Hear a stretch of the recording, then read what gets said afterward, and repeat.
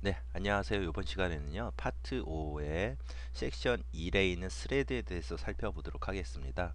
자, 스레드라는 건 뭐냐면요, 하나의 실행 단위라고 보시면 돼요. 일반적으로 우리가 알고 있는 프로세스라는 실행 단위는 상당히 무거운 실행 단위라면, 스레드라는 것은 되게 작은 실행 단위라서 서로 데이터를 공유하거나 좀 가볍게 메모리도 적게 쓰면서 돌아갈 수 있는 실행 단위라고 생각을 하시면 됩니다. 이 스레드를 사용해서 우리가 사용자가 뭔가 처리하는 것 외에 백그라운드에서 어떤 처리를 별도로 할 수도 있고요. 사용자가 어떤 처리를 할 때 뭐 인터넷에서 뭐 어떤 이미지를 다운받는다거나 아니면 뭐 음악을 플레이한다거나 등등등 여러 가지 작업들을 이 스레드를 이용해서 할 수가 있습니다. 그래서 우리는 일단은 자바에서 말하는 스레드가 어떤 게 있는지 그리고 그 스레드를 어떻게 생성을 하는지 먼저 살펴보고요. 그 다음에 안드로이드에서 제공하는 스레드에 대해서 좀 살펴보도록 하겠습니다. 자, 자바에서 제공하고 있는 스레드 생성 방법은 두 가지가 있습니다. 스레드라는 클래스를 사용하는 방법하고요. 러너블 인터페이스라는 걸 사용하는 방법 두 가지가 있습니다. 자, 그리고 자바에서는요. 클래스를 단 한 개만 상속을 할 수 있어요. 클래스를 두 개를 절대 상속을 할 수가 없습니다. 자, 일단 먼저 볼게요. 스레드 생성하는 거 첫 번째 스레드 클래스 사용하는 겁니다. 자, my thread extends thread라고 해서 생성을 하고 있어요. 그리고 그 안에다가 run이라는 메소드를 하나 작성을 해주시면 요 run 메소드 안에 있는 것이 스레드로 동작을 하게 됩니다. 그리고 요거를 스레드로 동작하게 만들기 위해서는 이렇게 my thread라는 객체를 생성하고 start라는 메소드를 호출하면 돼요. run이라는 메소드를 호출하는 게 아닙니다. run이라는 메소드를 호출하게 되면 그냥 단순 메소드 호출이 되는 거고요. start라는 메소드를 호출하게 되면 내부 스레드 돌아가는 알고리즘에 의해서 적당한 시점에 run이라는 메소드를 실행을 해주게 돼요. 자, 그래서 데모 예제를 하나 만들었는데요. 요걸 한번 실행을 한번 해보겠습니다. 자, 스레드 데모 A1입니다. 자, 지금 보시면요. 여기 밑에 my thread라는 게 지금 스레드 클래스예요. 스레드라는 클래스를 상속했기 때문에 얘가 스레드 클래스가 되는 거고요. 그 안에는 run이라는 메소드가 들어가 있습니다. 그리고 이 run이라는 메소드에서는 max까지 반복을 하면서 name을 찍고 있어요. name은 어떤 거냐면 바로 요겁니다. 스레드 생성할 때 인자로 넘어온 name과 max를 가지고 퍼문을 돌리고 있는 거죠. 자, 그리고 이 스레드는 어디서 생성을 하고 있냐면 스레드 데모 A1의 메인 메소드에서 생성을 하고 있습니다. my thread라는 걸 지금 3개를 생성을 하고 있고요.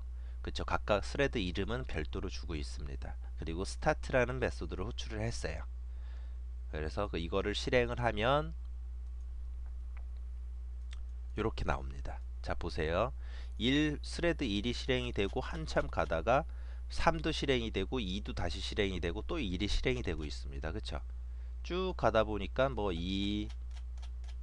순서가 뒤죽박죽이죠. 그게 요점입니다. 예, 지금 보시면 스레드 1, 2, 3를 차례대로 스타트를 시켰지만 실행되는 건 서로 다르다는 거예요. 이게 내부적인 스레드 알고리즘에서 적당한 시점에 적당한 것을 실행을 시켜주기 때문에 이런 거고요. 만약에 우리가 여기다가 run 직접 호출을 했다면 어떻게 되는지 한번 볼게요.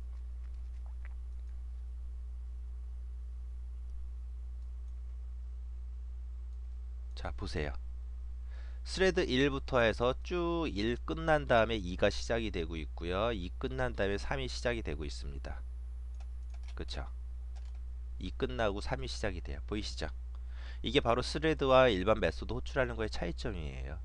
자, 이렇게 t1.run이라고 하면 이게 실행이 끝난 다음에 이게 실행이 되고 이게 끝난 다음에 이게 실행이 되는 구조인데 만약에 스타트라고 사용을 하게 되면 백그라운드에서 서로 스케줄링에서 왔다 갔다 하면서 실행이 되는 겁니다.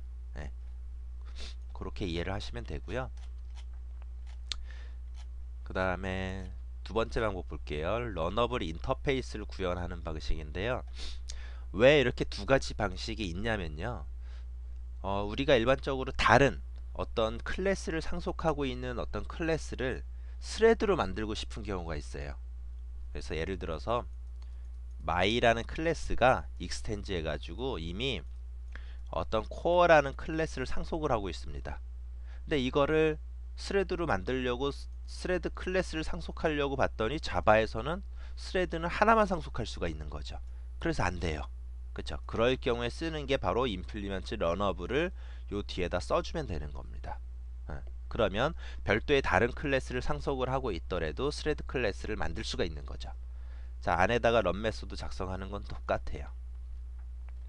자, 다만 요게 지금 러너블 인터페이스를 구현을 하고 있기 때문에 실제 스타트나 어떤 스레드하고 관련된 메소드를 가지고 있는 스레드 클래스에다가 인자로 넘겨줘야 됩니다.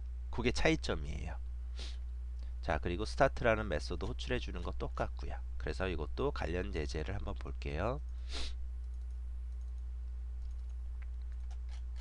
자, 스레드 클래스를 런어블 인터페이스를 구현해서 만들었습니다. 런이라는 메소드 있고 별반 다르지 않죠. 인터페이스 구현한 거면 다릅니다. 자, 근데 요거를 생성을 여기서 이렇게 하고 있죠. 그리고 그걸 스레드에 넣어주고 있습니다. 요게 차이점이에요. 왜 그러냐면 보세요.